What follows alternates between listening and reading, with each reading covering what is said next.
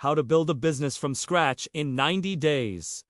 Day 1, 2:30. Figure out what problem you're solving and who you're solving it for. You need to find a pain point for a specific group of people. Once you've identified the pain point, you can start to build a solution. This could be a product or a service. It doesn't really matter what it is, but you need to have something that solves the pain point that you identified. Day 30 to 60, you're going to start building your marketing funnel. This is how you're going to get your product or service in front of the people who need it. You can do this through various channels. But the most important thing is that you're providing value to the people that you're trying to reach. This could be in the form of content, but you need to be creating content that provides value to your target audience. Day 60 to 90, you're going to start closing deals and getting customers. By this point, you should have a steady stream of traffic coming through your funnel, and you should be able to start closing deals and getting customers. The key here is to focus on providing value to your customers